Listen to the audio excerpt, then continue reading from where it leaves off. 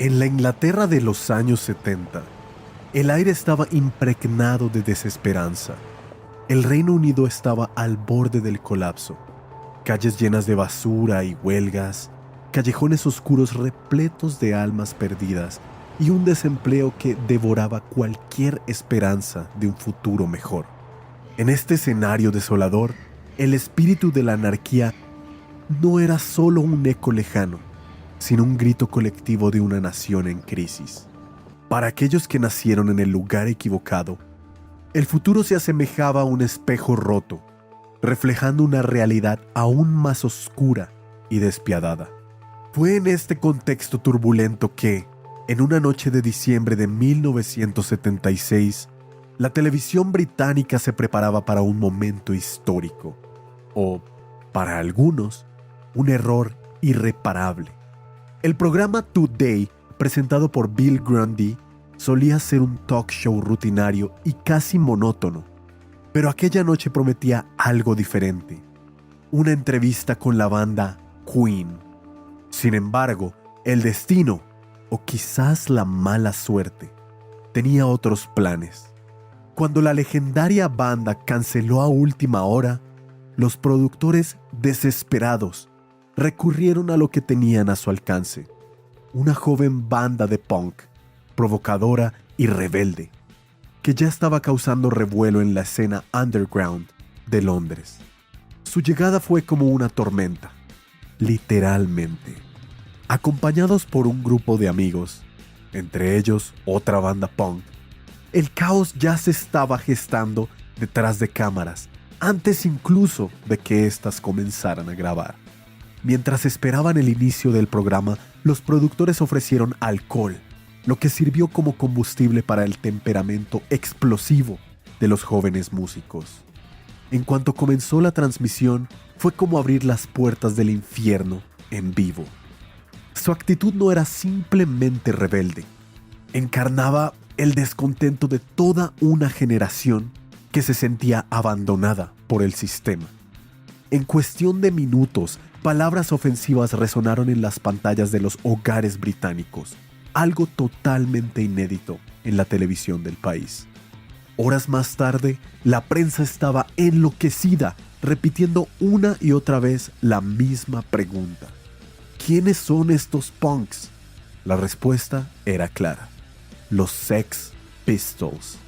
Este momento marcó un antes y un después.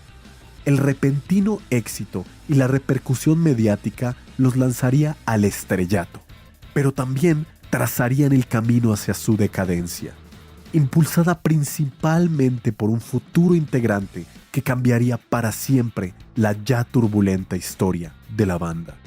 Permítame presentarme, soy Sebastián Napoli y bienvenidos a otro aterrador episodio de Huesos Perdidos. Hoy exploraremos la trayectoria de los Sex Pistols, centrándonos en la vida y la trágica muerte de su miembro más notorio e icónico, Sid Vicious, además del caso del asesinato que marcaría su destino para siempre. Algunos años antes de convertirse en noticia, los Sex Pistols surgieron en las caóticas calles de Londres en 1972.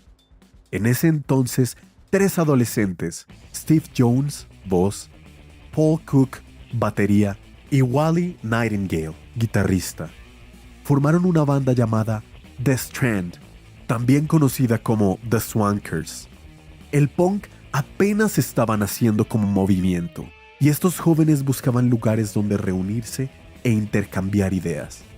Uno de los principales puntos de encuentro era una tienda de ropa rockera en Chelsea, llamada Too Young to Die.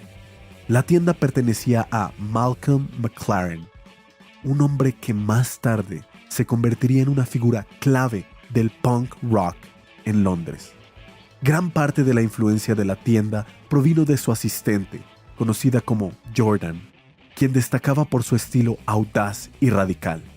Algunos incluso le atribuyen el mérito de haber definido casi por completo la estética punk en sus primeras etapas durante los años 70. A mediados de 1974, Paul Cook habló con Malcolm McLaren y le sugirió que asumiera la gestión de la banda. Para entonces, Malcolm McLaren ya había comenzado a mostrar interés en la industria musical y aceptó la propuesta. Poco después, un joven empleado de la tienda, Glenn Matlock, pidió unirse a la banda como bajista. Al mismo tiempo, la tienda de McLaren pasó por una transformación, adoptando el nombre Sex y enfocando su moda en un estilo retro inspirado en la sastrería de los años 50. Además de gestionar a los Sex Pistols, Malcolm también promovía otra banda, The New York Dolls, un grupo neoyorquino que estaba causando impacto en la escena underground estadounidense.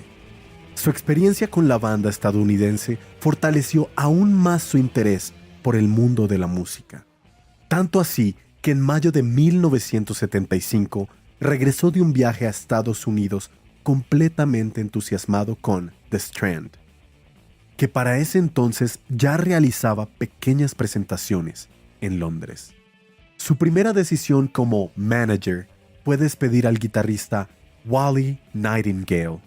Con Wally fuera, Steve Jones, quien hasta entonces era el vocalista, tomó el puesto de guitarrista, lo que destacó una búsqueda frenética por un nuevo vocalista.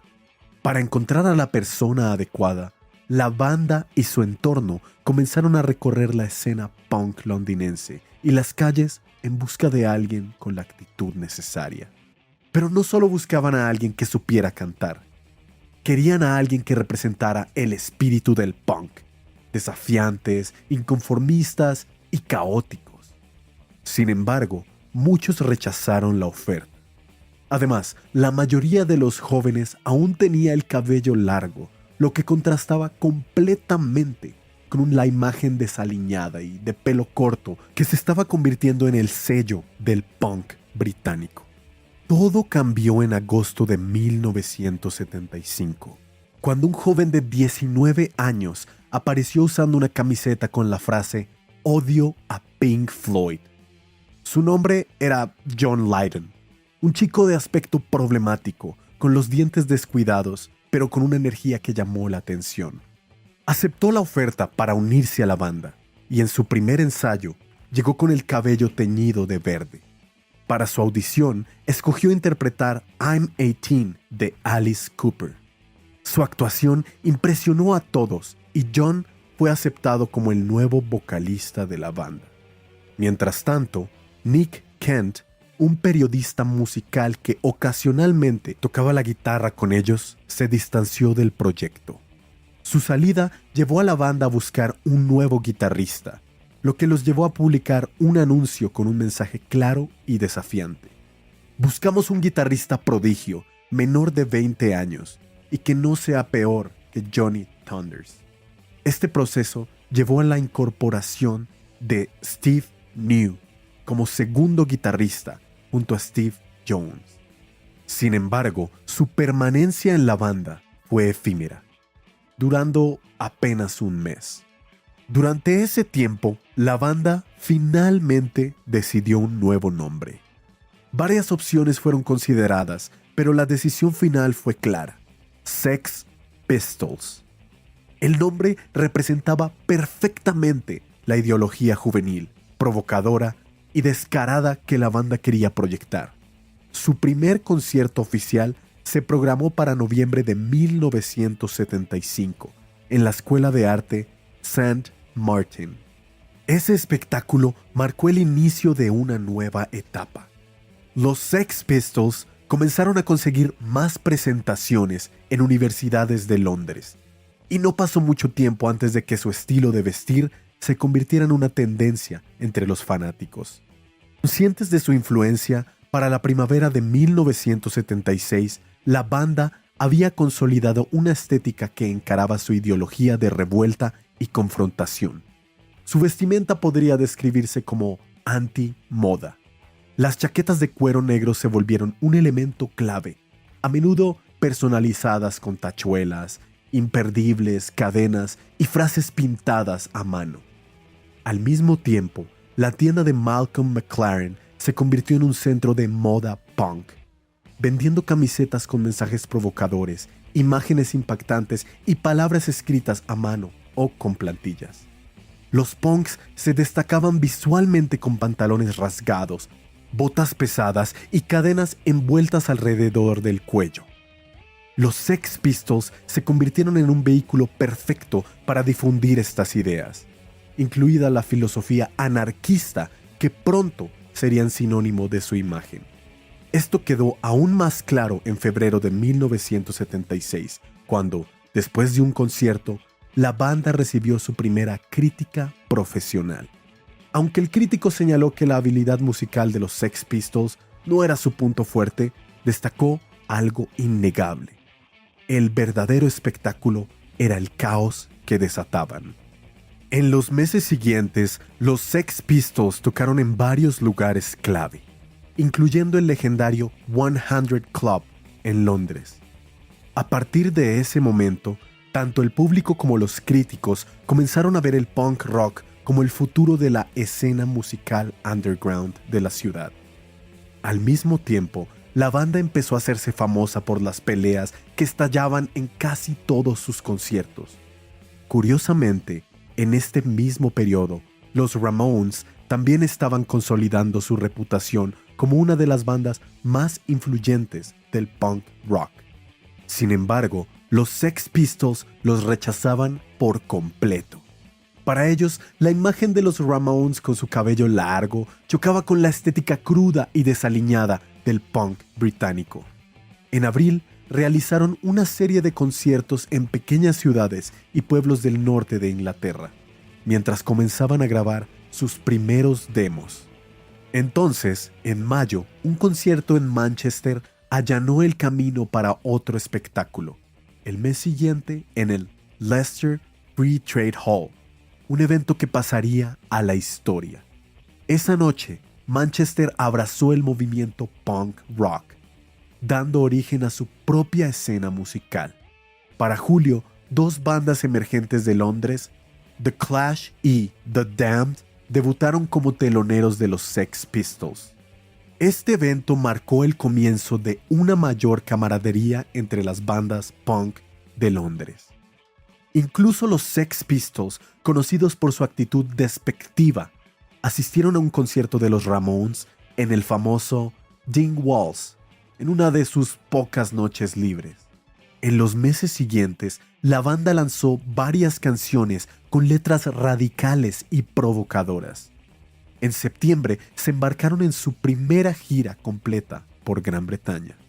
Un mes después, firmaron un contrato con EMI Records, marcando oficialmente el inicio de una nueva fase de grabaciones en estudio. La producción estuvo a cargo de Chris Thomas, famoso por su trabajo en el álbum de Dark Side of the Moon de Pink Floyd. Durante este periodo, la banda lanzó sus primeros sencillos con portadas minimalistas y en negro, sin palabras ni gráficos, capturando perfectamente la crudeza del punk. La creciente atención mediática pronto trajo consecuencias inesperadas, una ola de cancelaciones de conciertos. Promotores y autoridades temían el impacto de la banda, por lo que muchos locales se negaron a recibirlos. Aún así, se programaron nuevas fechas y para enero de 1977, la banda ya tenía confirmados 3 conciertos en Países Bajos. Pero las cosas estaban a punto de tomar un giro drástico. La mañana del 4 de enero, los 4 miembros de los Sex Pistols llegaron al aeropuerto de Heathrow con una resaca notable. Según testigos, mientras caminaban hacia la terminal, varios miembros de la banda fueron vistos vomitando, lo que atrajo la atención de la prensa. Como era de esperarse, los tabloides explotaron la noticia, alimentando el pánico moral en Gran Bretaña y aumentando la presión política en contra de la banda. Para muchos, los Sex Pistols representaban una amenaza real, un símbolo del deterioro de la juventud británica.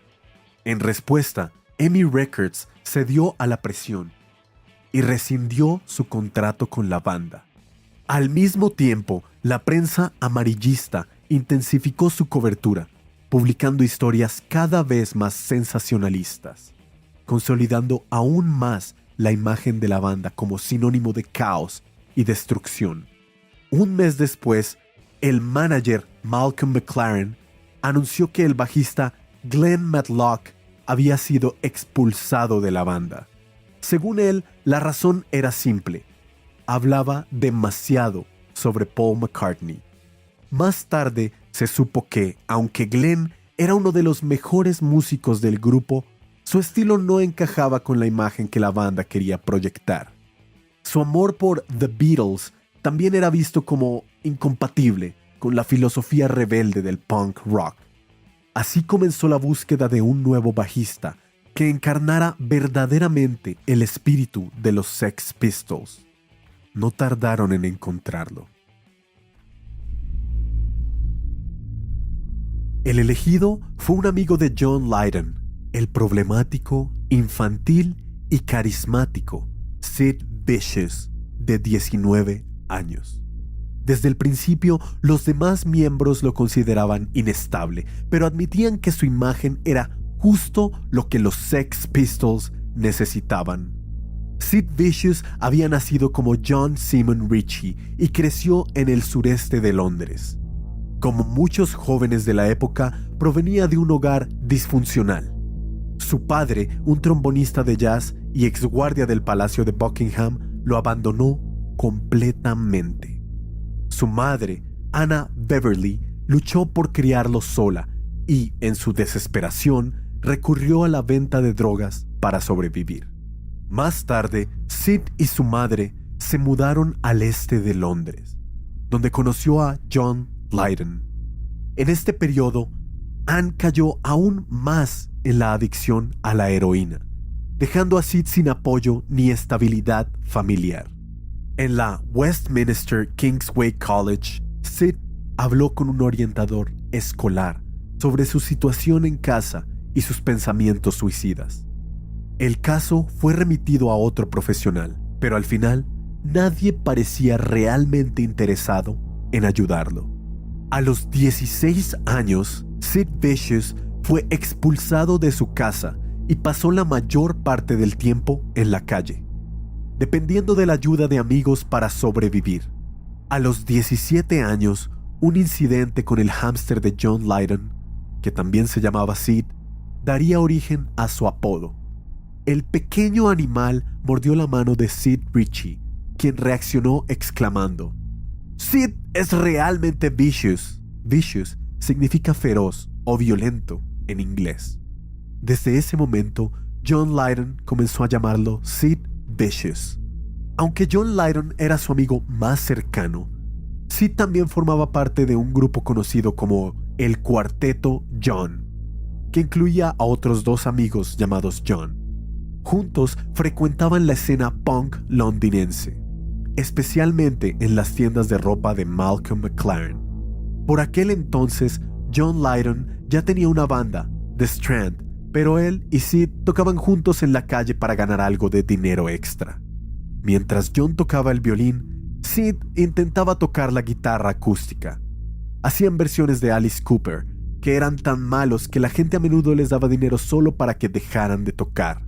En 1976, Sid cofundó una banda llamada Flowers of Romance, donde fue vocalista y saxofonista junto a Keith Lavine, quien más tarde cofundaría The Clash. Durante ese tiempo aprendió a tocar el bajo escuchando el primer álbum de los Ramones. Ese mismo año, Sid asistió a un concierto de los Sex Pistols en el 100 Club, donde tuvo una violenta pelea con el ex guitarrista de la banda, Nick Kent. Al parecer, Nick le bloqueaba la vista, por lo que Sid lo atacó con una cadena de motocicleta que llevaba consigo. El golpe le provocó una herida en la cabeza y una hemorragia intensa, pero Nick decidió no denunciarlo. Poco después, otro incidente aún más grave ocurrió durante un concierto de The Damned, también en el 100 Club. Esa noche, Sid, borracho y drogado con anfetaminas, lanzó un vaso de vidrio hacia el escenario, pero falló. El vaso golpeó una columna, se rompió en pedazos y los fragmentos salieron volando. Uno de ellos impactó en el ojo de una joven en la audiencia, dejándola ciega de por vida. Como resultado, Sid fue arrestado y el 100 Club prohibió los conciertos de punk. Fue en ese caótico contexto que Sid Vicious se unió oficialmente a los Sex Pistols.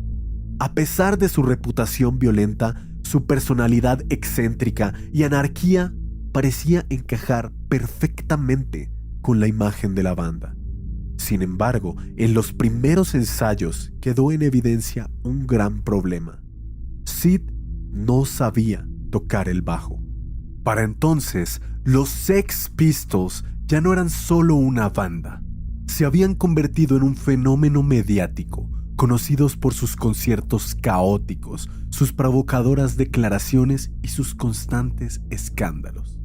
Sid Vicious entendió rápidamente esta transformación y decidió que simplemente disfrutaría del caos mientras durara. En cuestión de semanas, se convirtió en una de las mayores estrellas de la escena punk londinense, logrando exactamente lo que deseaba: atención, dinero y fama.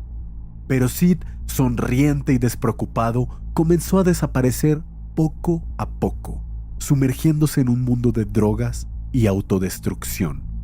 Todo empeoró cuando conoció a Nancy Spungen, una joven de 19 años que trabajaba como prostituta en Nueva York y también era adicta a la heroína. Nancy también tenía un pasado complicado, aunque aún más caótico que el de Sid. Al nacer, casi muere asfixiada con su propio cordón umbilical. Los médicos aseguraron que no había sufrido daño cerebral, pero los primeros signos de alerta aparecieron muy pronto. Desde bebé sufría de cianosis, una condición en la que el cuerpo no recibe suficiente oxígeno en la sangre. Tuvo que recibir cuidados médicos especiales antes de poder salir del hospital. Desde muy pequeña era agresiva, propensa a ataques de ira y gritaba sin razón aparente. A los 3 meses, un pediatra le recetó barbitúricos líquidos, un medicamento utilizado para tratar convulsiones. Aún con tratamiento, su comportamiento siguió siendo impredecible y explosivo. Con los años, las cosas solo empeoraron. A los 10 años, Nancy amenazó a su niñera con tijeras y atacó a su psiquiatra. El médico advirtió a sus padres que su comportamiento se basaba en una necesidad extrema de atención. A los 11 años, fue expulsada de la escuela por faltar demasiado a clases. Sus padres decidieron enviarla a un internado en Pensilvania, pero poco después huyó y trató de suicidarse sin éxito. A los 15 años fue diagnosticada con esquizofrenia. A pesar de sus problemas, logró terminar la secundaria. En 1974, con 16 años, fue aceptada en la Universidad de Colorado, en Boulder. Parecía que su vida mejoraba, hasta que fue arrestada por intentar comprar marihuana a un policía encubierto. Después, fue arrestada otra vez cuando la policía encontró objetos robados en su dormitorio. Como resultado, fue expulsada de la universidad. Al año siguiente, abandonó su casa definitivamente y se mudó a Nueva York, donde vivió en las calles, trabajando como prostituta. Curiosamente, además de trabajar en tiendas de ropa y hacer empleos ocasionales, Nancy también intentó ser periodista musical. En su tiempo libre se acercó a los miembros de Aerosmith, Bad Company, New York Dolls y los Ramones. En diciembre de 1976 viajó a Londres con integrantes de The Heartbreakers y fue presentada a los Sex Pistols. Esa misma noche conoció a Sid Vicious, aunque su relación no comenzó de inmediato. Un año después, se hicieron pareja oficialmente. Para ese entonces, Nancy estaba completamente consumida por la heroína y su estado emocional era inestable. Como consecuencia, Sid aumentó su consumo de drogas y se alejó aún más de la banda. John Lydon, vocalista de los Sex Pistols, rápidamente notó lo destructiva que era la relación e intentó separar a Sid de Nancy. Años después, recordaría que Nancy parecía estar en una misión suicida en cámara lenta y que estaba arrastrando a Sid con ella. En la firma del contrato con A&M Records, todos los miembros de la banda estaban borrachos, pero Sid llevó la situación al extremo. En un momento, rompió un inodoro mientras que John Lydon tuvo una alocada discusión con los ejecutivos de la discográfica. Días después, la situación empeoró cuando se metieron en una pelea con otras bandas en un pub. Durante la trifulca, amigos de John Lydon amenazaron a un conocido del director de A&M Records. Esto fue la gota que colmó el vaso. Como consecuencia, A&M Records canceló el contrato y destruyó las 25,000 copias del sencillo God Save the Queen que ya habían sido prensadas. Finalmente, la banda firmó un contrato con Virgin Records, lo que les permitió lanzar el sencillo. Pero lo controversial no terminó ahí. Los empleados de la fábrica discográfica protestaron por la letra de la canción y, sobre todo, por la portada del álbum. La imagen mostraba a la reina Isabel II con su rostro cubierto por recortes de letras que formaban el título de la canción y el nombre de la banda. La letra no se quedaba atrás, con frases provocadoras como «Ella no es un ser humano» y «No hay futuro» en los sueños de Inglaterra. La BBC prohibió inmediatamente el sencillo, al igual que varias estaciones de radio y televisión. Debido a la censura, God Save the Queen se convirtió en el disco más prohibido en la historia del Reino Unido. Paradójicamente, el intento de censurar la canción solo hizo que los Sex Pistols fueran más populares. A pesar de la falta de difusión en radio y televisión, su impacto social fue inmenso. Algunos incluso lo llamaron el máximo triunfo del punk. Aprovechando la polémica, la banda coordinó el lanzamiento del sencillo con la celebración del jubileo de plata de la reina Isabel II. En solo 2 semanas, vendieron más de 150,000 copias. Como parte de la campaña promocional, la banda tocó en un barco navegando por el río Támesis, pasando por lugares icónicos como Westminster Pier y el Parlamento Británico. El evento fue una provocación directa a las festividades reales. Las autoridades reaccionaron de inmediato. La Policía Metropolitana de Londres irrumpió en el barco, interrumpió el show por la fuerza y arrestó temporalmente a los miembros de la banda. Mientras tanto, God Save the Queen subía en las listas de éxitos del Reino Unido, alcanzando el puesto número 2 en ventas oficiales. Este episodio expandió aún más la base de fans de la banda y atrajo a más jóvenes al movimiento punk. Pero no todos estaban felices con el éxito de los Sex Pistols. Una noche, mientras bebía en el Pegasus Pub en Islington, John Lydon fue atacado por una pandilla con cuchillos. Durante el ataque, sufrió graves heridas, incluyendo daños en los tendones de su brazo izquierdo. Otros miembros de la banda también se convirtieron en blanco de ataques. Solo 3 días después, John Lydon fue brutalmente golpeado nuevamente. Los Sex Pistols ahora eran enemigos públicos y varias pandillas empezaron a cazarlos activamente. Para evitar disturbios en sus conciertos, la banda decidió promocionar los shows bajo un nombre secreto: Spots.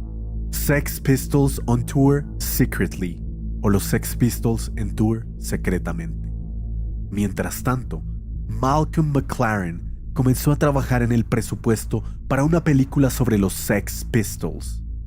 Se grabaron algunos cortometrajes, incluyendo imágenes del incidente del río Támesis, lo que solo aumentó la mitología de la banda entre los fans. Pero mientras los Sex Pistols alcanzaban la fama, Sid Vicious se hundía en una espiral de autodestrucción. Su falta de talento musical se hacía cada vez más evidente, y los otros miembros intentaban mantenerlo alejado de las sesiones de grabación. Sid se sentía frustrado y sin propósito, pero esto solo lo llevó a pasar más tiempo con Nancy y a sumergirse aún más en las drogas. En noviembre de 1977, Sid llegó a un ensayo de la banda, listo para repasar el repertorio. Pero 3 miembros de la banda no aparecieron, algo que había sucedido varias veces esa semana. Sid estaba furioso. La banda se estaba preparando para una gira de 3 meses y el tiempo se agotaba. Para empeorar las cosas, el proyecto de la película de los Sex Pistols fue cancelado, lo que solo aumentó la frustración dentro del grupo. Pero para Sid, la cancelación no era una pérdida.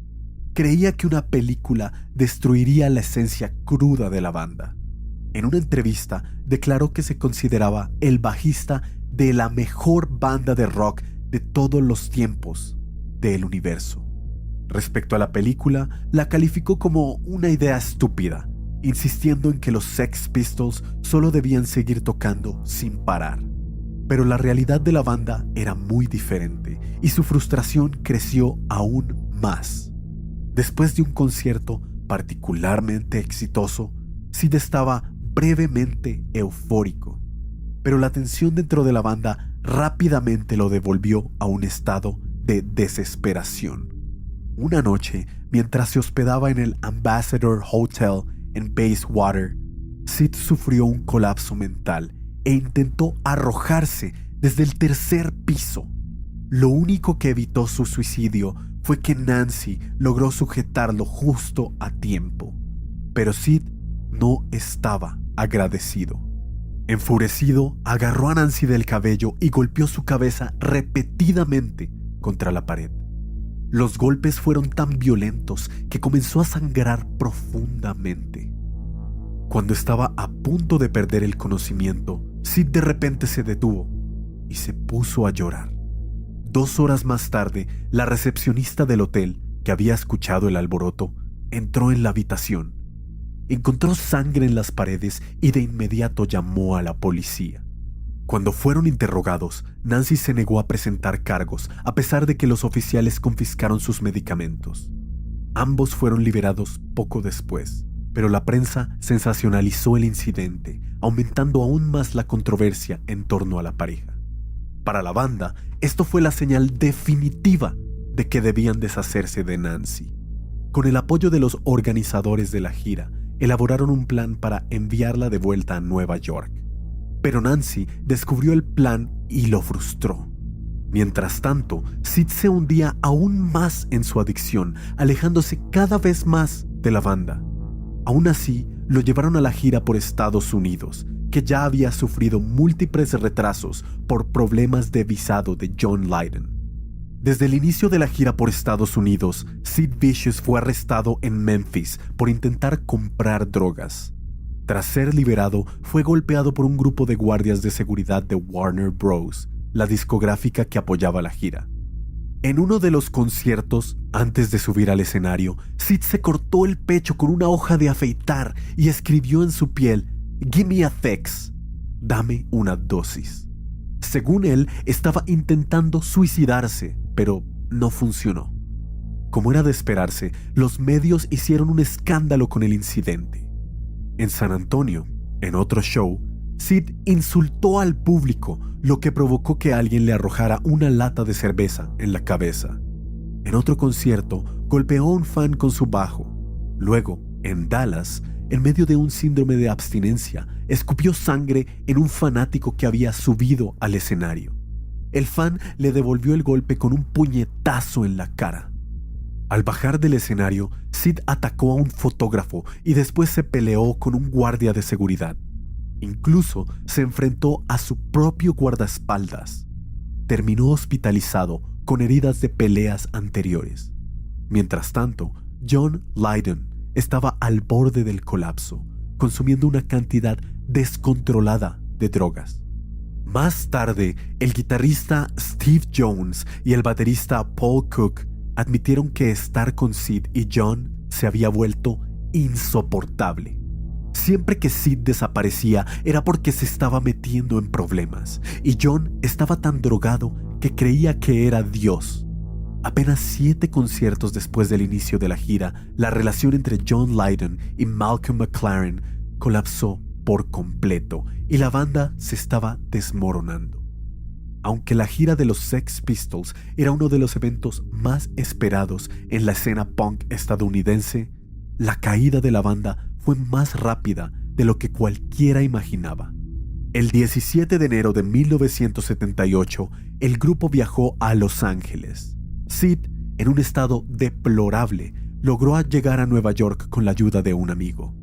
Una vez allí, consumió una mezcla peligrosa de Valium y metadona, que lo llevó directamente al hospital. John Lydon fue a visitarlo y en ese momento se dio cuenta de algo. Este es el fin de los Sex Pistols. Al día siguiente, en su última presentación sin Sid, John anunció públicamente el fin de la banda. Con la ayuda de Richard Branson, director de Virgin Records, John consiguió un vuelo de regreso a Londres. Por su parte, Sid se quedó en Nueva York, sumergido en un ciclo interminable de autodestrucción junto a Nancy Spungen. Mientras tanto, los miembros restantes de los Sex Pistols participaron en la producción de una película de Malcolm McLaren, que intentaba sacar provecho de la ruptura del grupo. Pero John Lydon se negó a formar parte del proyecto. En su lugar, demandó a Malcolm McLaren y a Glitterbest, la compañía que manejaba los negocios de la banda. Los cargos incluían no pago de regalías, uso no autorizado del nombre Johnny Rotten, contratos injustos, prácticas fraudulentas que perjudicaron la banda. Al mismo tiempo, John empezó a formar una banda nueva, Public Image Ltd. Lo acompañaron Keith Levine, ex guitarrista de The Clash, y Jack Wabble, un amigo de la infancia. Años más tarde, la banda lograría un éxito en el top 10 británico con la canción Public Image. Mientras tanto, Sid Vicious y Nancy Spungen se mudaron a Chelsea Hotel, en Manhattan. Nancy asumió el papel de su nueva manager, tratando de impulsar su carrera como solista. En septiembre de 1978 comenzaron nuevas grabaciones para lo que más tarde sería el álbum Sid Sings. Pero, como siempre, Sid estaba a punto de volver a ser noticia por las razones equivocadas. Esta vez, sin embargo, todo tomaría un giro aún más oscuro.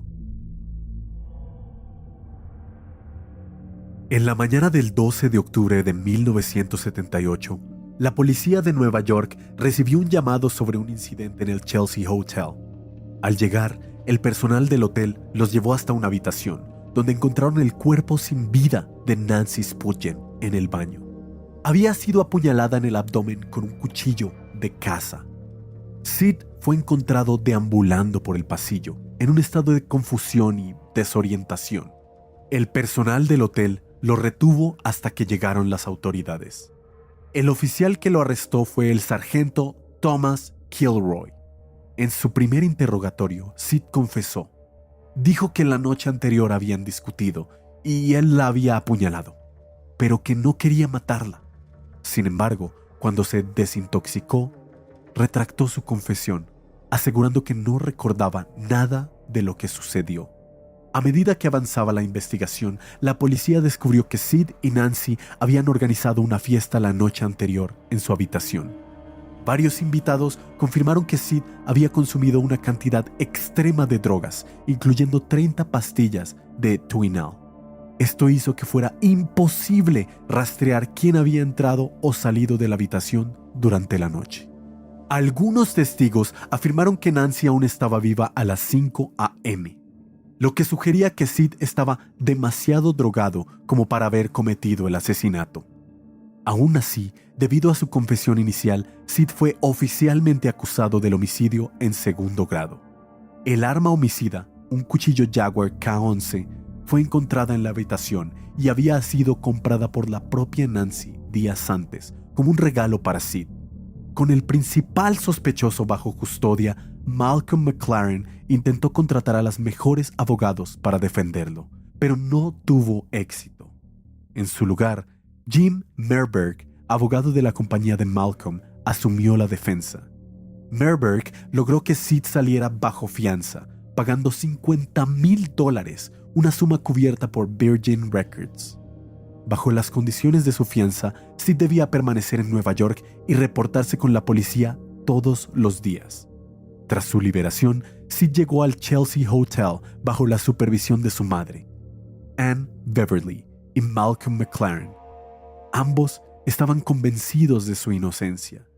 Su defensa argumentó que el cuchillo estaba guardado en el mismo cajón donde tenían dinero, sugiriendo que Nancy pudo haber sido apuñalado por alguien que intentó robarles. Según Malcolm McLaren, la teoría era que uno de los invitados a la fiesta había intentado robar dinero, pero Nancy lo descubrió y fue asesinada.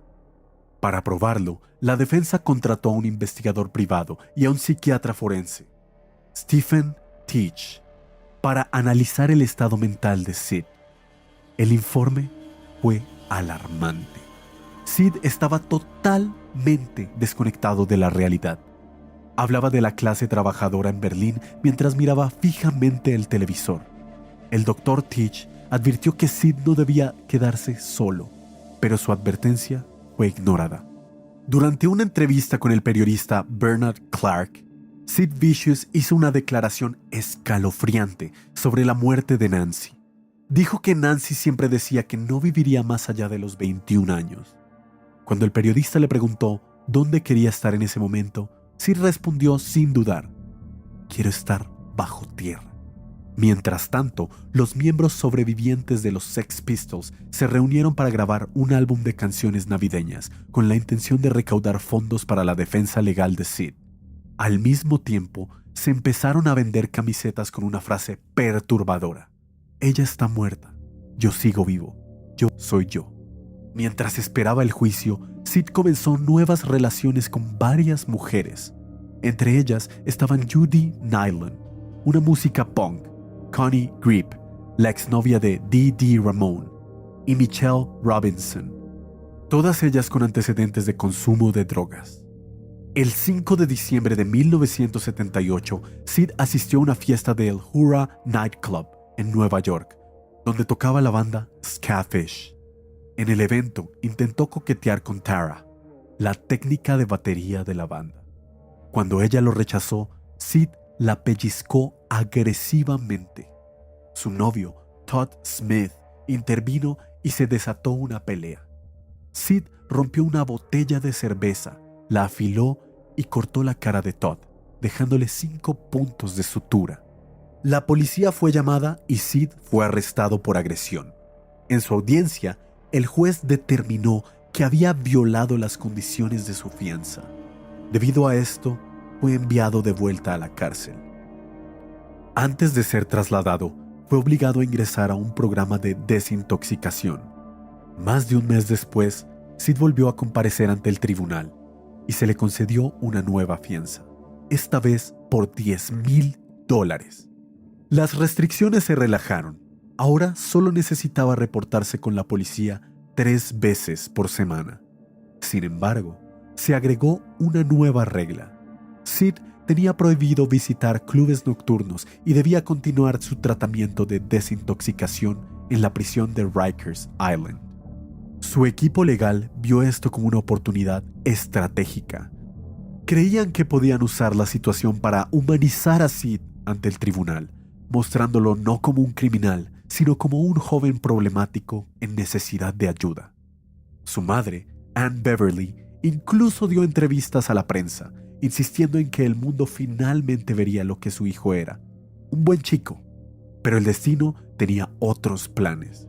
Lo que sucedió después tomó a todos por sorpresa. En la mañana del 1 de febrero de 1979, Sid Vicious fue liberado de Rikers Island, donde había completado un programa de desintoxicación. Tras su salida de Rikers Island, se dirigió a Manhattan. Allí se encontró con un viejo amigo, Peter Kotick, con quien conversó por un tiempo. Durante el encuentro, Sid le pidió a Peter que consiguiera heroína. Poco después, Peter obtuvo $200 en droga y la llevó al apartamento donde Sid se estaba hospedando, acompañado de varias personas, entre ellas su madre, Ann Beverly. A medida que pasaban las horas y el consumo de heroína aumentaba, algunos comenzaron a irse. La dueña del apartamento, Michelle Robinson, también estaba presente, al igual que miembros de bandas como Misfits y Heartbreakers. Más tarde, durante la cena, alrededor de las 11 de la noche, Jerry Only, de Misfits, notó que Sid estaba cabeceando y trató de despertarlo con unas palmadas. Sin embargo, Ann Beverly lo cubrió con una manta, asegurando que estaría bien. Jerry, sabiendo que Sid había pasado por un proceso de desintoxicación, decidió no insistir. Poco después, otro amigo presente, Peter Gravel, le dio 4 barbitúricos para ayudarlo a dormir. Con el tiempo, todos se marcharon. A la mañana siguiente, Ann Beverly y Michelle Robinson encontraron a Sid Vicious sin vida. Las ambulancias fueron llamadas de inmediato, pero Sid ya estaba muerto, aparentemente por una sobredosis. Ante la situación, su madre afirmó que la muerte de su hijo no podía considerarse un accidente. Según Ann Beverly, en una de las chaquetas de Sid se encontró una carta en la que mencionaba un pacto suicida con Nancy Spungen y pedía ser enterrado junto a ella. La hermana de Nancy, Deborah Spungen, confirmó la historia y relató que Sid había enviado una carta durante su periodo de desintoxicación, asegurando que le había prometido a Nancy que se quitaría la vida si algo le sucedía. Para Sid, esa era la última prueba de compromiso entre ellos. Sin embargo, Nancy había sido enterrada en un cementerio judío en Pensilvania, y Sid no podía ser sepultado en el mismo lugar. Ante esto, fue incinerado en Nueva Jersey. Su madre, Ann, pidió permiso a la familia de Nancy para esparcir sus cenizas sobre su tumba, pero la solicitud fue rechazada. Aún así, Ann y algunos amigos fueron al cementerio y, desde una cerca cercana a la tumba de Nancy, en su lugar, su cuerpo fue cremado en Nueva Jersey. Ann Beverly le rogó a la familia de Nancy que le permitieran esparcir las cenizas de Sid sobre la tumba de Nancy, pero se negaron rotundamente. Aún así, Ann y algunos amigos cercanos fueron al cementerio y desde una valla cercana a la tumba de Nancy esparcieron sus cenizas. Tras la muerte de Sid Vicious, surgieron muchas teorías sobre lo que realmente ocurrió. Hasta el día de hoy, el caso sigue siendo un tema de debate y un misterio en la historia del punk rock. Algunas versiones sostienen que su muerte fue un accidente, mientras que otras defienden que, pese a la intensidad de su relación con Nancy, él nunca habría acabado con su propia vida. La muerte de Sid Vicious se mantuvo en los titulares durante varios días, con periódicos de renombre explorando no solo el incidente, sino también la turbulenta relación que tuvo con Nancy Spungen. Al año siguiente se lanzó el álbum póstumo en el que Sid estaba trabajando. De manera notable, la portada del disco incluía una imagen del momento en el que su cuerpo fue sacado del apartamento donde falleció. El álbum fue bien recibido por el público, consolidando a Sid como un verdadero ícono del punk. Con el tiempo, varios artistas y compositores comenzaron a retratarlo como el símbolo máximo de la autenticidad del punk rock. Un músico delgado, con una actitud desafiante y provocadora.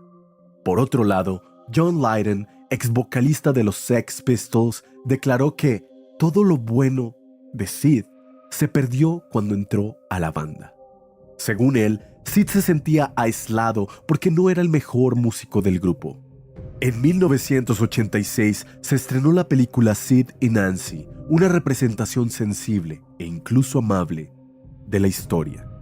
La producción mostraba a Sid como un joven perdido y desconcentrado ante la vida, lo que generó opiniones divididas entre los fans y la crítica. 10 años después, el bajo de Sid, un Fender Precision Bass blanco con golpeador negro y una correa de cuero personalizada con su nombre, fue vendido al ex integrante de la banda, Steve Jones, por $2,000. Tiempo después, el famoso traje de Sid Vicious fue subastado por $11,000. En 2006, los Sex Pistols fueron homenajeados con su inclusión en el Salón de la Fama del Rock and Roll. Sin embargo, los miembros restantes se negaron a asistir a la ceremonia. Más recientemente, en enero de 2021, FX anunció la producción de una serie sobre los Sex Pistols que se estrenó al año siguiente. La recepción del público fue dividida y John Lydon criticó duramente la producción, calificándola de irrespetuosa. Tras el estreno, intentó demandar a los productores para impedir el uso de las canciones de los Sex Pistols, pero no tuvo éxito. Más allá de estas polémicas, las especulaciones sobre la muerte de Nancy Spungen han continuado a lo largo de los años. Como la investigación se cerró tras la muerte de Sid, muchos aspectos del caso quedaron sin respuestas definitivas. En 2007, el escritor Phil Strongman publicó un libro en el que sugería que el actor Rockets Redglare pudo haber asesinado a Nancy Spungen. Según esta teoría, Rockets sabía sobre el dinero que la pareja tenía escondida en un cajón y estuvo presente en la fiesta la noche del crimen. En este momento, Rockets Redglare negó públicamente las acusaciones. Sin embargo, personas cercanas a él afirmaron que en algunas ocasiones había confesado el asesinato de Nancy Spungen. El problema era que Rockets tenía fama de contar historias exageradas para llamar la atención, lo que lo convertía en un sospechoso poco confiable.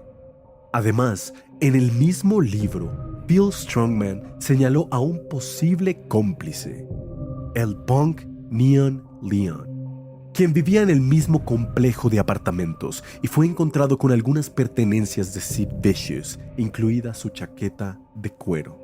Cuando fue interrogado por las autoridades, Neon aseguró que había recibido los objetos como un regalo del propio Sid y aceptó devolverlos. Las sospechas sobre Neon iban más allá, ya que supuestamente le habría confiado a alguien cercano que sabía quién era el verdadero asesino, aunque nunca reveló el nombre. Más tarde, Neon Leon negó esta versión. Por otro lado, hay quienes creen que Sid Vicious fue realmente el responsable del crimen. Personas cercanas a la pareja relataron que la violencia entre Sid y Nancy era frecuente y casi vista como algo normal en su relación. Aunque en público Sid solía mostrarse como alguien tranquilo, la propia Nancy le confesó a Nora Foster, esposa de John Lydon, que era golpeada por él con frecuencia. Además, la madre de Nancy informó a las autoridades que, en una conversación, su hija le confesó que las marcas de agresión en su cuerpo no eran causadas por desconocidos, como solía afirmar, sino que por el propio Sid. Sin embargo, testigos también describieron a Nancy como verbalmente agresiva y físicamente violenta con Sid, lo que convertía su relación en un terreno propicio para un desenlace impulsivo y trágico, como un apuñalamiento. En aquel momento, las investigaciones creían en la culpabilidad de Sid, basándose en su confesión inicial, la posición del cuerpo, la ubicación del arma homicida y las circunstancias de su relación tóxica y autodestructiva. Aún así, y dado que el caso nunca fue oficialmente cerrado, la muerte de Nancy Spungen sigue siendo un misterio y Sid Vicious continúa siendo el principal sospechoso. Es posible que la idolatría del público por Sid y su legado punk hayan alimentado la incertidumbre sobre su verdadera culpabilidad. Por otro lado, su muerte suele recordarse como una tragedia en el oscuro mundo de la música de los años 70. un reflejo de la intensidad y la autodestrucción que marcaron su breve pero notoria existencia.